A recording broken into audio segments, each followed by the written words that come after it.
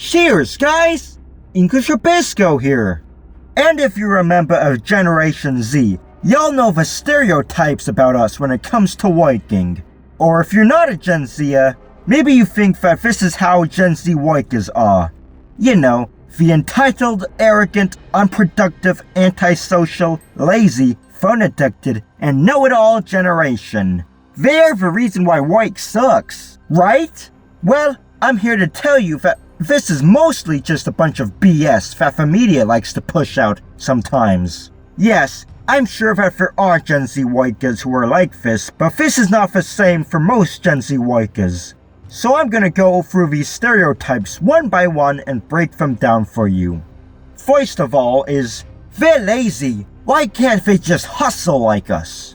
I gotta say, I guess older generations have really internalized toxic work culture and expect everyone else to just go along with it. Turns out, hustle culture isn't that great for your health, especially your mental health. Putting all your energy, all of your strength, all of your everything into your work will leave you burned out, exhausted, and unhappy. We often hear about having a healthy work-life balance, but that's not a balance at all. No time to spend with your family, your friends, to do what you like to do. And guess what? Gen Z is known as the generation with most mental health issues, with higher rates of anxiety and depression than other generations. And you know what? It's funny. You think all the advancement in technology would mean that we would have to work less, that we'll have more time to spend on ourselves. But no, nothing has changed. If not, we're working more. And as a Gen Zer, we just don't want to work to live and live to work. We just want a life outside of work. But guess what? A lot of Gen Z workers are putting up with this BS, even if they feel like their efforts are futile. Because we have to. We really don't have another choice. Here's another stereotype.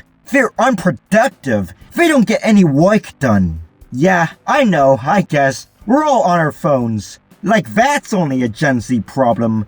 I tell ya, these phones and technologies in general are like drugs. They're like heroin.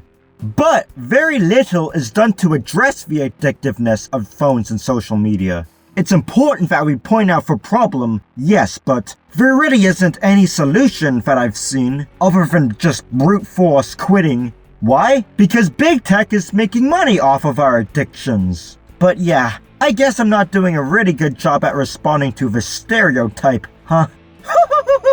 And a lot of the time, bosses aren't friendly. They know that they have the power to derail someone's life with the signing of a termination. Now I get that not all bosses are like that, but why would you want to put in the extra effort when you're treated like rubbish? The next stereotype is, they're antisocial. They don't want to talk to people. Once again, the addictive nature of social media and smartphones has really made an impact on how people socialize. I've even seen boomers on their smartphones while they were spending time with their grandchildren when they could have been playing with them or telling them stories or something. Like, this is not just a Gen Z thing. Well, the fact is, more screen time means less time face to face, which leads to, you guessed it, poor social skills. Gen Z has really borne the brunt of his social media addictions and doesn't show. Social anxiety is common for Gen Z. Many of their most important years where they developed relationships were spent during the COVID pandemic, having to take online classes without the opportunity to meet people in person. And it's no surprise that Gen Z is considered to be the loneliest generation of them all. And with the way things are, sadly, it only looks like it's gonna get worse. So yeah, maybe if your Gen Z employee seems to be so afraid of picking up the phone and answering a call, maybe there's something deeper than saying that they're just antisocial. And another stereotype. They're so entitled. They want to be making 6 figures in their first job. You know what? Maybe some Gen Zers are a little naive. As they're starting to get into the workforce, maybe they still think it's possible to be able to get a house, to own where they live, and they'll be able to retire when it really looks like we won't. Take a look at the cost of living, and you can see why Gen Z expects so much. Yeah, The price of housing, food, everything is so expensive. For the federal minimum wage in the US, you can't even afford 2 packs of blackberries. Maybe Gen Z doesn't want to, I don't know, spend 50, 60, 70% of their income on housing. That might be an exaggeration, but they want to afford things. They want to be able to travel. I mean, what if their family lives far away on the other side of the country or overseas? I know someone whose family lives in the great state of Baden-Württemberg in Germany, and he can't even afford to spend Thanksgiving with them.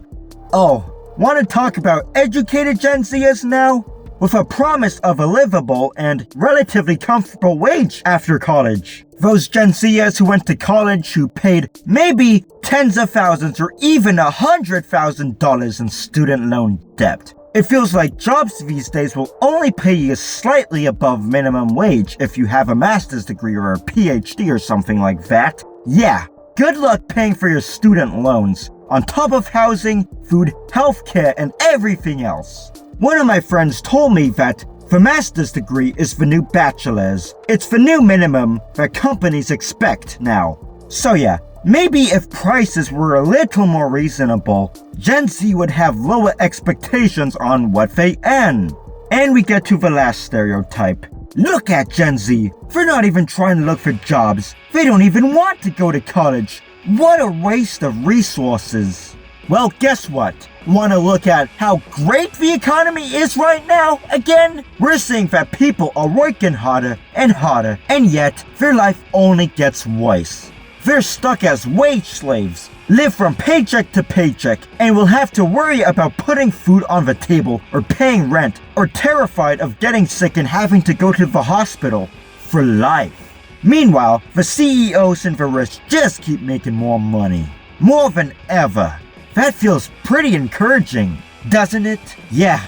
No wonder why NEETs, for not in education, employment, or training youth, don't see the point in devoting their entire lives to work, only to earn a barely livable salary.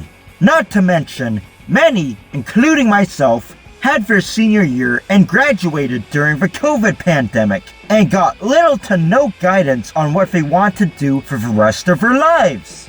They see that you need more than just a bachelor's degree now, and they see the cost of college in America.